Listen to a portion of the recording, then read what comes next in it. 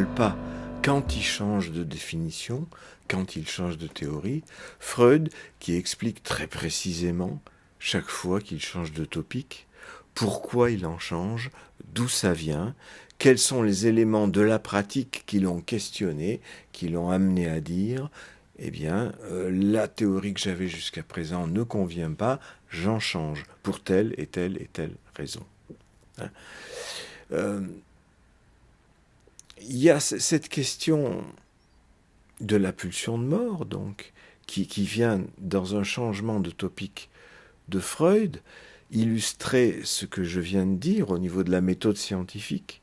Hein. Freud rencontre des problèmes dans la pratique, il y a des échecs thérapeutiques, il y a de la répétition, il y a les névroses traumatiques, et il y a donc ce fameux jeu du Fort-Da où l'enfant répète beaucoup plus ce qui est censé lui provoquer du déplaisir, c'est-à-dire jeter l'objet au loin, plutôt que ce qui serait censé lui procurer du plaisir, c'est-à-dire ramener l'objet, autrement dit ramener maman vers lui. Donc ça ne convient pas avec le principe de plaisir. Donc il dit il y a quelque chose qui est au-delà du principe de plaisir, c'est la pulsion de mort. Et le coup de génie de Lacan, à la fin du séminaire 2, c'est de dire la pulsion de mort, c'est le symbolique en tant qu'il est muet. Ce qui veut dire quoi ?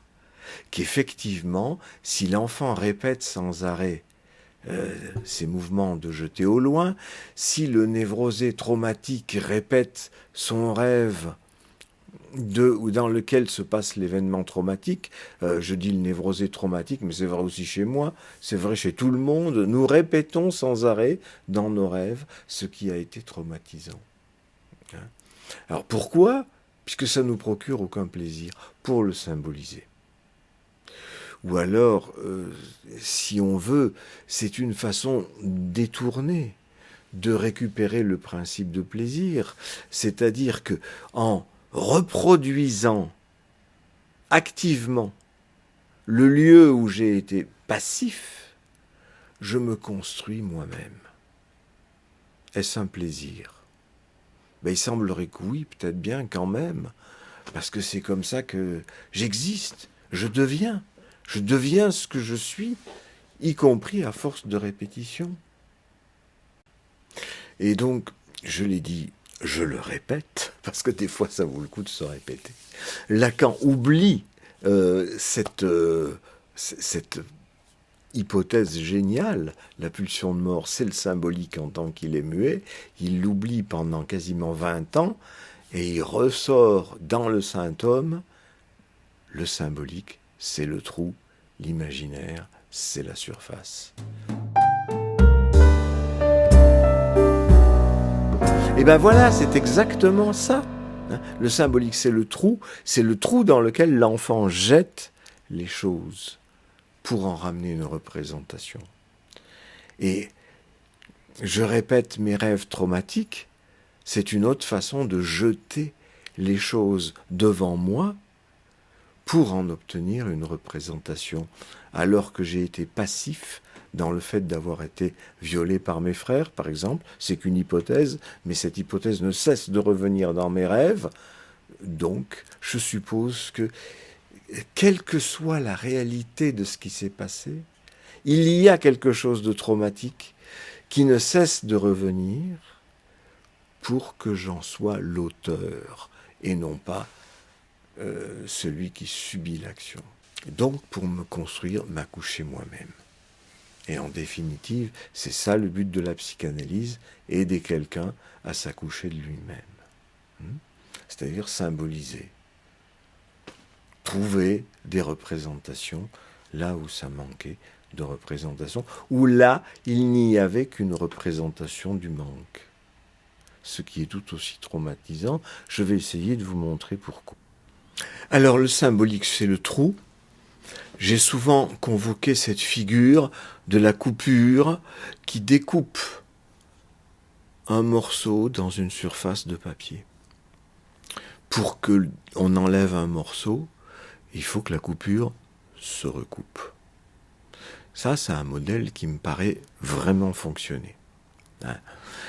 Et si ça se répète, eh bien, c'est que soit la coupure n'a pas pu se fermer, donc elle ne cesse de continuer à couper, couper, couper, et elle ne dépose pas une représentation. C'est là où le symbolique se heurte au réel. Mais pas au sens de se heurter à un mur. Parce que quand je me heurte à un mur, je sais qu'il y a un mur là et qu'il y a une porte là. Donc je pourrais passer à côté. C'est symbolisé. Donc je ne vais pas effectivement me heurter à un mur. Je vais choisir la porte. C'est parfaitement symbolisé.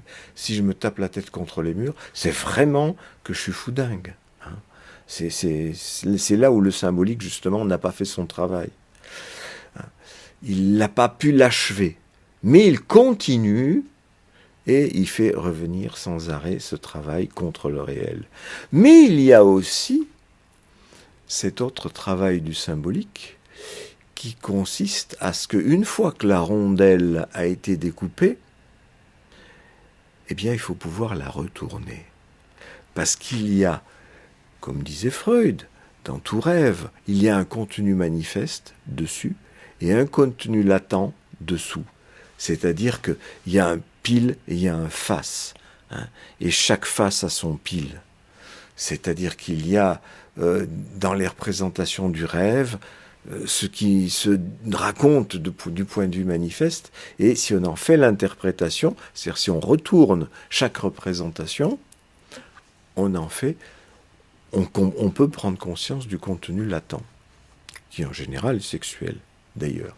Là, ça ne veut pas dire qu'il n'y a pas de représentation, ça veut dire qu'il y a une représentation cachée. Et tant qu'elle est cachée, eh bien tout se passe comme si elle n'était pas symbolisée, alors que c'est symbolisé. C'est bien une signification qui est en dessous. Et le travail du symbolique, c'est toujours celui du trou. Fabriquer le trou, ou pour retourner la rondelle, eh bien, il faut passer dans le trou, c'est-à-dire passer dans la troisième dimension. De la même façon que la recoupe de la coupure est un passage dans la troisième dimension, c'est-à-dire que si c'était une ficelle qui fait un tour, au moment où je repasse dessus, eh bien, je passe dessus. Et l'autre bout de ficelle qui était déjà là, il est dessous. C'est-à-dire qu'il y a quelque chose au moment où la temporalité revient sur elle-même, c'est le travail de la mémoire, c'est le travail qui se passe en analyse. À ce moment-là, il y a le temps qui se met en articulation avec l'espace, c'est-à-dire que revenir à l'endroit, c'est passer dessus là où c'était dessous. La coupure, à ce moment-là, découpe une rondelle et il y a la possibilité de la regarder de dessus et de la regarder ce qui est en dessous.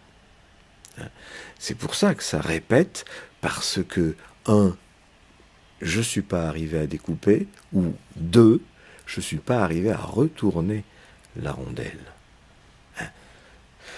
Telle est la nécessité qui se fait jour dans ce retournement de la rondelle, qui, tant qu'on ne l'a pas fait dans le rêve, continue à s'exprimer.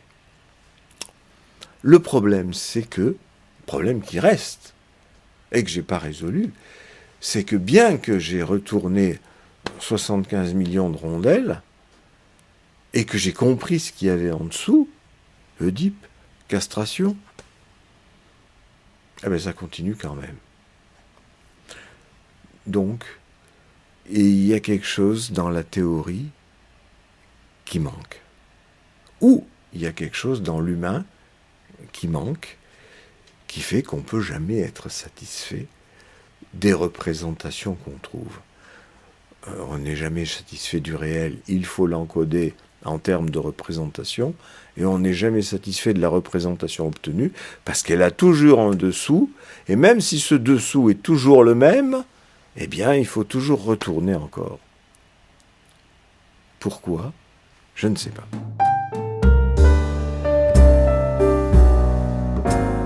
Alors, reprenons le modèle du nœud borroméen et acceptons d'appeler chacun des ondes RSI. lorsqu'ils sont posés l'un à côté de l'autre, comme ça ne se noue pas. Ça ne se noue pas, c'est-à-dire que c'est à plat dans les deux dimensions de la surface. Et lorsque ça se noue, une ficelle monte sur l'autre.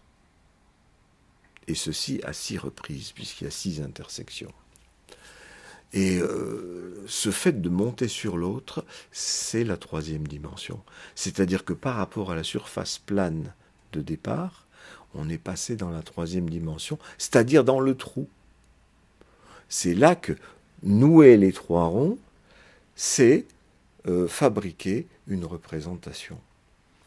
C'est fabriquer du trou d'un côté, comme je l'avais dit dans une précédente vidéo, c'est-à-dire c'est de l'affect qui est dans la troisième dimension, qui va fabriquer une représentation en 2 dimensions. Mais ça, c'est juste une façon de voir le nœud borroméen. Comme je l'ai indiqué, on ne peut pas représenter le réel, parce que justement, le réel, c'est ce qui reste sans représentation. Donc le représenter par un rond, ça ne marche pas. Mais le passage d'une ficelle sur l'autre, c'est-à-dire le passage dans le trou, ça marche déjà à 2 ronds. À ce moment-là, ça s'appelle un enlacement. C'est pour ça que le modèle du nœud borroméen n'est pas exclusivement fonctionnel. Bon, mais bon, peu importe. Ça, j'y reviendrai peut-être un jour. Pour le moment, je m'en tiens là. C'est là tout mon trajet dans la topologie. Quand je me suis aperçu de ça, j'ai continué à garder le modèle du nœud borroméen, mais en changeant la représentation des ronds. J'ai dit, les ronds, c'est le signifiant. C'est ce qu'on dit. Et quand on dit des choses, on noue un sujet, un verbe et un complément. Et là, ça fait une signification, ça fait une phrase, ça fait une représentation. C'est dans ce sens-là que j'ai pu garder ce modèle. Mais pas le modèle RSI qui ne fonctionne pas.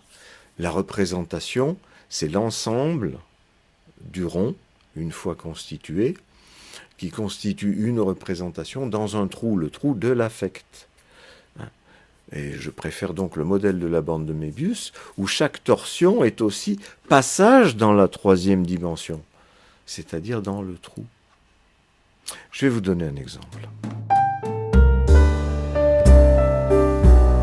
Je vais le faire à partir d'un rêve, puisque bien entendu, comme toujours, le rêve, c'est le laboratoire de la psychanalyse.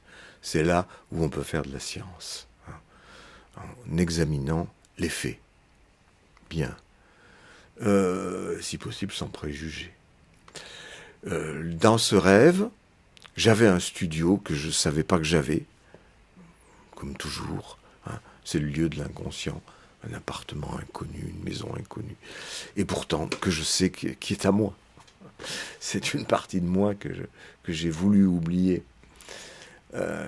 Comme Lacan qui oublie qu'il a écrit... la pulsion de mort, c'est le symbolique en tant qu'il est muet. Mais bref, j'avais ce studio que je ne connaissais pas, et j'avais autorisé un de mes amis, qui était devenu SDF, je l'avais autorisé à venir dormir là. C'est un type avec une barbe, des cheveux frisés, qui débordent un peu sur les oreilles, bon. Et un jour, en rentrant dans ce studio, je trouve son cadavre sur le sol entre 2 pièces, sur le seuil. Visiblement, il a été assassiné. Je suis un peu affolé parce que je me dis, voilà, ça m'est jamais arrivé, et puis tout d'un coup, ça m'arrive. Ce truc-là, ça va être l'erreur judiciaire. À tous les coups, les flics vont penser que c'était moi, le coupable. Et je me dis que le meilleur truc, ça serait d'aller voir la police tout de suite. Et puis finalement, je suis tellement retourné que je vais faire un tour. Comme souvent dans mes rêves, je vais faire un tour, c'est-à-dire une boucle, et je reviens. C'est une boucle, histoire de me remettre les idées en place. C'est dit comme ça dans mon rêve, c'est intéressant, parce que se mettre les idées en place, c'est-à-dire fabriquer une représentation. Je ne sais pas bien ce qui arrive là, il faut que je trouve une représentation. Et quand je reviens, le cadavre a disparu. Mais il y a une autre version du rêve, c'est-à-dire ça recommence. C'est-à-dire ça répète dans le rêve lui-même. Hein. C'est pas seulement un rêve qui répète un autre rêve, c'est à l'intérieur du même rêve que ça répète. Donc, mon tour a duré plus longtemps dans cette autre version du rêve, et quand je reviens, le cadavre est toujours là, et je choisis de ne plus remettre les pieds dans ce studio et de ne pas aller voir la police. Et puis il y a une troisième version dans laquelle j'ai eu des ennuis avec d'autres copains, on s'est engueulé, je ne sais même pas pourquoi. Et quand je rentre au studio, il n'y a plus le cadavre, mais il y a des draps tendus partout. Et ces draps sont tachés de sang. Je pense tout de suite que ce sont les copains avec lesquels je me suis engueulé qui ont fracturé la porte, qui ont emporté le cadavre et qui ont laissé à la place, qui ont tendu ces draps tachés de sang partout pour bien montrer qu'ils avaient compris que j'étais l'assassin, alors que je suis innocent. Alors je me demande, enfin ça c'est ma grosse question à ce moment-là, comment je vais pouvoir dormir dans ces draps-là, mais il y a un drap qui est un drap housse, donc les taches de sang sont qu'à l'extérieur, je vais pouvoir dormir à l'intérieur. Étrange réflexion. Hein. Mais en même temps, je ne sais pas comment je vais faire, je suis complètement paumé, je ne sais pas comment je vais prouver que je suis innocent. Effectivement, 2 flics viennent me chercher, et je leur dis que je peux tout expliquer, mais en fait je ne sais pas comment expliquer. C'est tellement évident que ça peut être que moi le coupable, alors que ce n'est pas moi. Il me semble même qu'à un moment j'ai rencontré mes parents, et je comprends que tout le monde me tient pour un meurtrier, alors que je ne le suis pas. Et je suis même coupable de n'avoir pas dit tout de suite à la police ce qui était arrivé.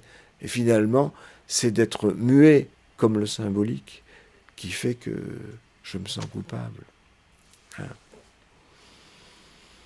Bon, l'interprétation est très simple parce que je vous ai donné toutes les répétitions, parce que tout ce rêve dit à 3 fois, 4 fois la même chose, à savoir je me sens coupable d'un meurtre dont je suis innocent. En fait, le meurtre, je l'ai bel et bien accompli, puisque c'est moi le metteur en scène du rêve. Donc j'ai tué cette personne. Hein. Mais tout en disant, c'est pas moi, c'est l'autre. C'est quelqu'un d'autre, peu importe qui. Et j'essaie à tout prix de me prouver mon innocence, alors que je sais très bien que, bah oui, j'ai tué cette personne. Cette personne, c'est qui? C'est mon gendre, le mec de ma fille, avec lequel je me suis disputé, et qui fait qu'on ne se voit plus. On refuse de se voir depuis 2 ans maintenant. Et si j'en rêve là, c'est que à ce moment-là, dans cette nuit-là, ma fille était venue me voir avec ses enfants. Avec ma fille, ça va toujours très bien. Hein. Mais du coup, elle ne peut venir que sans son mec. Et je ne peux la voir que beaucoup plus rarement qu'autrefois. Donc, je suis bien embêté. Et mon embêtement serait supprimé si je réussissais à tuer son bonhomme. Hein, on pourrait se voir beaucoup plus souvent. Donc, je le fais en rêve. Ça m'évite d'avoir à le faire en réalité. C'est beaucoup plus économique, en fait. Hein, ça m'apporte beaucoup moins d'ennuis. Ça me permet de symboliser ma haine. Parce que c'est ça qui fait le symbolique. C'est le sentiment. Et mon sentiment lui-même n'est pas avouable. Hein, il n'est pas politiquement correct d'éprouver de la haine. Il n'est pas socialement admis de tuer les gens. Hein, et c'est bien normal. Donc, je fais ça en rêve et je me prétends innocent. Vous voyez que la rondelle, là, elle est parfaitement découpée. Ce n'est pas un travail du symbolique sur le réel, puisque je sais très bien de quoi il s'agit. Je sais qu'il s'agit de ma dispute avec le compagnon de ma fille. Donc, ce qu'il s'agit, c'est de retourner la rondelle pour voir ce que je ne veux pas voir. Le travail du symbolique continue, seulement la coupure s'effectue cette fois dans la 3e dimension. C'est-à-dire, c'est le retournement de la rondelle qui est en jeu. Il s'agit de retourner la rondelle qui concerne mon narcissisme, c'est-à-dire sous le moi qui se présente comme innocent, il y a un moi coupable. Dans tout le rêve, ce sont les autres qui disent que je suis coupable. Moi, je ne veux pas le savoir. C'est-à-dire, je ne veux pas retourner la rondelle. Et pourtant, je sais déjà ce qui est dessous. C'est ma culpabilité. Et je ne veux pas non plus retourner la rondelle parce que dans le rêve, c'est juste un cadavre, je ne sais pas qui c'est. Je sais juste qu'il a une barbe. Or, mon gendre a une barbe. Donc ça pourrait être un tas de gens. Mais je sais que c'est lui, du coup. Mais je ne veux pas le savoir en même temps. Donc je laisse la rondelle dessous, d'où le symbolique continue à vouloir faire le trou pour pouvoir passer la rondelle de dessus à dessous. Alors il y a encore un élément du rêve que j'ai pas expliqué, c'est ce mystère des draps tendus dans le studio, dont un drap housse, tous ces draps étant tachés de sang. Et je me dis que je vais quand même pouvoir dormir dans le drap housse, puisqu'il n'est taché de sang qu'à l'extérieur. Bon, il se trouve que, comme je vous l'ai dit, ma fille dormait chez moi à ces moments-là, et que, comme chaque fois qu'elle dort chez moi, je lui fournis un drap housse. Donc c'est dans ces draps que j'aimerais être, que j'aimerais trouver refuge par rapport à ma culpabilité. Et donc je saute de la culpabilité d'avoir tué mon gendre à la culpabilité de pensée incestueuse. On comprend qu'il y a du sang partout. C'est le sang du meurtre, mais c'est aussi le sang de l'inceste à la limite. Et derrière tout ça, il y a aussi l'inceste avec mon maman, parce que se réfugier dans un drap housse, c'est comme remonter à l'intérieur de l'utérus. Il y a toujours plusieurs feuilletages dans les rondelles. On peut retourner une fois, 2 fois, 3 fois. Il y a plusieurs dessous. Ça, c'est un peu difficile de trouver une figure qui fonctionnerait comme ça, mais on n'en a pas besoin finalement. Donc le symbolique, en tant qu'il est muet, c'est ça que ça veut dire. C'est-à-dire qu'il y a une représentation qui n'est pas achevée. Là, c'est les flous que je vois dans mes rêves, les foules floues, ou les objets, les tas d'objets accumulés flous, ou les chuchotements flous que je peux pas, en langue étrangère, que je peux pas discerner ce qui est dit. Ou alors c'est ce symbolique muet qui n'apparvient pas à retourner la rondelle pour dire ce qui est en dessous de la rondelle, trouver la signification latente.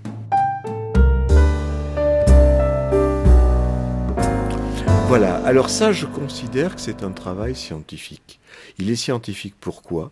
Parce que le sujet exclu de la science revient sur le devant de la scène et il prend la parole. Le sujet, moi. Quand Lacan exclut le sujet de la science et qu'il l'exclut de la psychanalyse, il dit que le sujet de la science, c'est le sujet de la psychanalyse, c'est le sujet de la science. Mais le sujet de la psychanalyse qui est exclu de la science, il l'exclut aussi du discours de la psychanalyse puisqu'il ne laisse pas parler le sujet qu'il est. Il ne fait que parler de Hegel, de Aristote, de Spinoza, de Heidegger, de Frege, etc., etc. C'est-à-dire que ce sont des autres qui parlent. Même si lui, il les articule savamment, comme diront certains, génialement, comme diront d'autres, il ne fait qu'articuler des éléments conscients. Ce n'est pas le sujet de l'inconscient qui parle. Il a aussi été exclu du discours de la psychanalyse. Lorsque je prends la parole en parlant de mes rêves, je réintroduis dans le discours de la psychanalyse le sujet exclu de la science. Et en ce sens, je ne loupe pas mon sujet. Parce qu'en excluant du discours de la psychanalyse le sujet, qui avait déjà été exclu de la science, eh bien la psychanalyse loupe son sujet, elle passe à côté.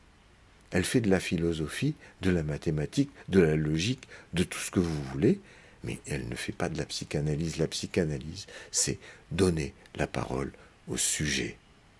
Et là, le sujet, du coup, peut construire un savoir donc une science, et qui par confrontation à d'autres sujets peut fabriquer une science de la psychanalyse, c'est-à-dire un savoir qui n'efface pas la singularité des sujets, qui permet à chaque sujet de s'exprimer. C'est pourquoi j'ai laissé la possibilité sur ma page Facebook à plein de gens de parler de leurs rêves. Et je ne les commente pas. C'est chacun qui trouve son interprétation ou pas. Et par confrontation, se dégage petit à petit quelque chose de commun dont on peut dire que c'est universel, qui s'abstrait des sujets, mais des sujets qu'on n'a pas effacés. Le discours de la psychanalyse devient un savoir universel sur l'inconscient, mais les sujets qui en sont à l'origine n'ont pas été effacés comme sujets. Et c'est toujours vers ce sujet que je me retourne pour élaborer un discours sur l'inconscient, un discours de la psychanalyse. Je vais donner un autre exemple. À une époque, je venais juste de découvrir dans mes rêves cette possibilité, cette hypothèse que j'avais été violé par mes frères quand j'étais petit. Alors comme ça me bouleversait un peu cette hypothèse, voilà que j'en parle à une amie, collègue, psychanalyste, brésilienne, que je rencontre dans un café à Paris, parce qu'elle faisait un séjour à Paris. Je lui en parle, et elle me répond dans un sourire. Mais que tu aies été violé par tes frères, mais c'est parce que tu en avais envie. Bon, je n'ai pas sorti mon revolver sur le moment, mais j'aurais dû. De toute façon, c'est ce que j'ai fait symboliquement, parce que je n'ai plus jamais revu cette femme. Ce n'est pas possible de dire à quelqu'un quel est son désir à sa place. Et c'est pour ça que cette idée lacanienne aussi, que vous êtes responsable de votre symptôme. Si ce qui vous arrive, c'est de votre faute. Je racontais récemment sur Facebook comment mon psychanalyste m'avait sadisé, parce que je m'étais engueulé avec mon patron, je m'en plaignais sur le divan, et mon analyste se met à m'engueuler aussi en me disant « Mais qu'est-ce que c'est que ça, vous vous laissez sadiser par votre patron ?» Bon. Et voilà qu'un gars me dit, sur Facebook, « Ouais, mais c'est que vous le voulez bien, hein. Vous n'avez qu'à me démissionner, qu'est-ce que vous restez chez ce patron ?» Bon, on voit bien qu'il y a des gens qui ne cherchent pas de boulot, qui ne savent pas ce que c'est que gagner sa vie, et qui ne comprennent pas que des fois on est obligé de se laisser saliser parce que ben, y a les fins de mois, il y a la pension de la fifi à payer, il y a le loyer à payer, il y a la bouffe à payer, il y a l'analyste à payer, et que donc il faut trouver du pognon, hein. Et qu'on ne retrouve pas du boulot comme ça, donc quand on en tient un, des fois on s'écrase. On se laisse écraser et c'est terrible. Hein. Et que quelqu'un vienne vous dire, qui plus est un ami ou un collègue, oh, c'est que tu le voulais bien. Là, franchement, je dis non. Là, franchement, je sors mon revolver. Hein. On n'a pas le droit de dire à quelqu'un, mais ton désir, c'était ça. C'est ton désir de te laisser sadiser. Voyons, si tu te laisses faire, c'est bien de ta faute. Bon, et bien voilà, non seulement c'est insupportable éthiquement, mais c'est là où ce n'est pas scientifique. Parce que c'est dire les choses à la place du sujet. Le sujet exclu de la science se trouve à nouveau exclu de la pratique de ce que ces gens-là pensent être la psychanalyse. Alors, dans la précédente vidéo, j'avais cité le discours de Laurence Bataille, qu'on peut trouver donc sur Internet, puisque c'est là que je l'ai trouvé, qui raconte qu'il ne faut surtout pas parler de soi quand on est en fonction d'analyste. Hein, et elle précise, c'est la question du « moi aussi ». On est tenté, quand quelqu'un nous dit « il m'est arrivé ça et ça », de dire « ah ben moi aussi ». Elle dit ça, non, ça c'est vraiment le bon psychanalyste, puisque c'est ça le thème de son intervention. Le bon psychanalyste, c'est celui qui ne parle pas de lui. Or, en interdisant se parler de soi, on s'interdit même d'y réfléchir. De réfléchir à qu'est-ce que c'est que parler de soi en faisant de la théorie, en basant sa théorie sur le parler de soi, ce que je fais, et éventuellement dans sa pratique, en se servant de soi comme intervenant psychanalyste. Se servir de soi, c'est déjà, alors on dit avoir fait une analyse. Voilà. Seulement dans les écoles, ce qu'on dit, c'est on a fait une analyse, on a parlé de soi pendant des années, et bon, maintenant c'est terminé, on n'en parle plus. C'est fini, fini de chez fini. Et j'entends dans ce refus du parler de soi qui traîne partout, une espèce de tabou, comme s'il y avait une menace absolue là, à revenir sur le fait qu'on a bien fini son analyse, et que ça serait grave d'avouer, en parlant de soi, comment on pourrait avoir encore envie de parler de soi, alors qu'on a parlé de soi dans l'analyse. Mais justement, ça c'est croire que l'analyse a une fin, et vouloir à tout prix entériner par un tabou cette croyance que l'analyse a une fin. Bon, bien sûr, un jour on s'arrête d'aller voir un analyste, hein, c'est pas le problème. Mais c'est pas pour ça que l'analyse a été finie. On a toujours besoin de parler de soi. Pas on, j'en ai toujours besoin et moi je continue. Et je sais bien que les autres gens aussi. Simplement, ils se réfugient derrière ce truc et on va faire parler Hegel, Spinoza, Aristote, etc. Ou Lacan, Freud, Winnicott, etc. Ou Jung, Klein, etc. Pour ne pas avoir à parler de soi. Mais ça, je dirais que c'est même un indicateur de ce que l'analyse n'a pas été finie. Hein, puisque on se réfugie derrière des autres. Non seulement on ne comprend pas, dans les exemples que j'ai donnés, qu'il faut laisser sa place au sujet, toute sa place, qu'on ne peut pas dire à sa place, mais en plus, quand on parle, en croyant parler en tant que sujet, on fait parler des auteurs. Ou au mieux, on fait parler ses analysants, quand on dit qu'on raconte un cas clinique. Ce qui est encore une fois se cacher derrière la parole de quelqu'un d'autre. Et quand on rapporte la parole de quelqu'un d'autre, eh bien, je renvoie encore une fois à la règle fondamentale établie par Freud, on confie au rêveur le soin d'analyser son propre rêve. Si on analyse à la place de quelqu'un d'autre, fût-ce dans un groupe de travail d'analystes, hein, ou dans un ouvrage, ou dans une conférence, hein, l'autre, il n'est pas là. On prend sa place, on usurpe sa place, et on peut raconter absolument n'importe quoi. Hein, et même si on lui demande l'autorisation, parce qu'il y a des analystes honnêtes qui demandent l'autorisation des gens pour parler de leur cas en public. Hein. Alors, en général, les analysants sont bien d'accord, hein, et ils trouvent même ça sympathique, qu'on transporte leurs paroles quelque part. Mais c'est une trahison. Ce n'est pas leur parole. Hein. Ce n'est pas l'interprétation que eux, ils donnent ou qu'ils donneraient de leur propre sujet. Et donc, il y a dans ce refus du parler de soi, le refus de s'interroger sur l'outil que ça pourrait être dans la pratique même de l'analyse.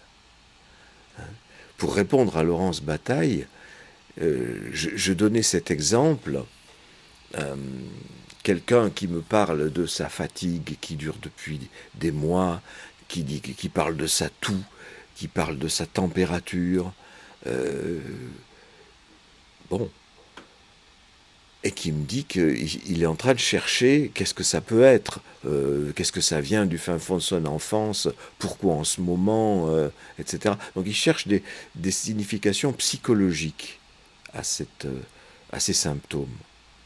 Alors, moi, ça me rappelle quelque chose quand j'écoute ça. Ça me rappelle que j'ai eu ces symptômes moi aussi pendant des mois, comme une espèce de grippe qui n'arrive pas à se guérir. Hein, ou une angine, ou un rhume, on appellera comme on voudra. Un machin comme ça qui affecte les voies respiratoires. Bon, j'ai eu ça pendant 8 mois. J'ai vu plusieurs médecins, je me suis interrogé sur les raisons psychologiques de cette affaire, et j'en ai trouvé, puisque j'avais des affections respiratoires, ma mère est morte étouffée, hein, j'ai raconté déjà, mais pas la peine que je m'y étale aujourd'hui, donc je pensais que c'était de cet ordre-là. Bon, jusqu'au jour où enfin un médecin a ordonné un scanner, et à ce moment-là, on a vu la tumeur sur mon rein, et qu'il fallait enlever tout de suite, parce qu'elle faisait quand même 16 cm de diamètre.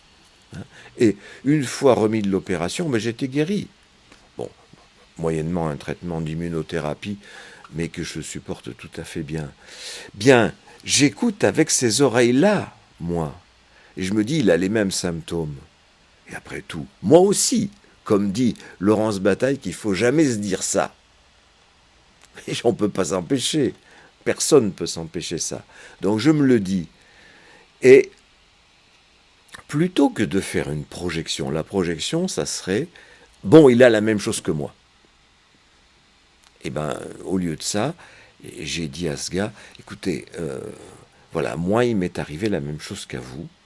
J'ai eu ces symptômes respiratoires que j'arrivais pas à me débarrasser pendant des mois.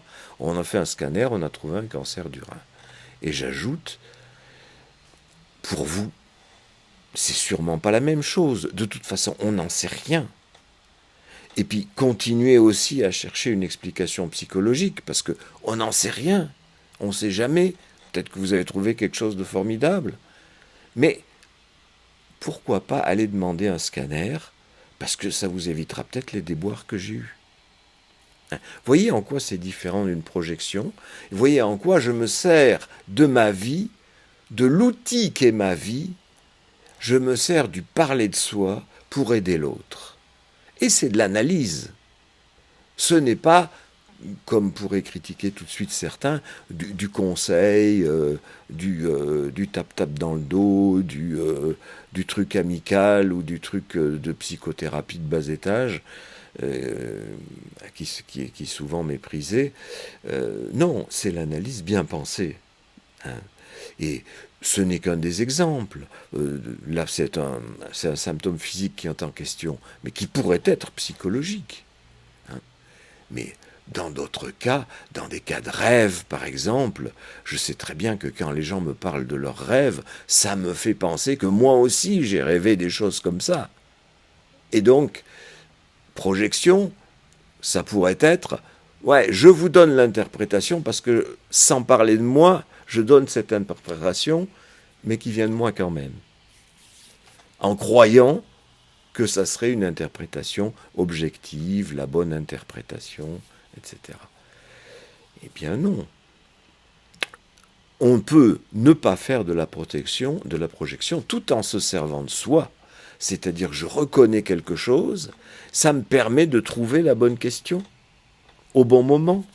Une question ouverte qui ne fournit pas la réponse, bien que j'ai la réponse en tête, mais qui permet peut-être à la personne d'avancer, de trouver une autre réponse ou la réponse que j'ai dans la tête. Hein. Et ça, ce sont des choses qui, au moins, se discutent.